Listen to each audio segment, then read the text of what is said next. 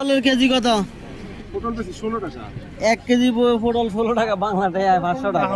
আরে ভাই চিন্তা করে দেখছেন। আর আপনার লিখে লাগবে ভেন্ডি কত? ভেন্ডি 8 টাকা।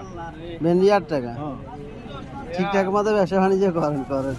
এইসব রেট বাড়তে দিয়ে ভাই কুসা যা খাইলে আপনি একদম সম্পূর্ণ রূপে। বেগুন কত? বেগুন 5 টাকা কিলো। বাংলা টাকার হিসাব করলে তার বেগুন 5 টাকা, বাংলা টাকায় আমার থেকে 30 150, ধরেন 32 টাকার দর হইলো 160 টাকা। আর পটলের কথা শুনি না আমার বাংলাদেশ পটল এগুলো কি বাংলাদেশি নাকি?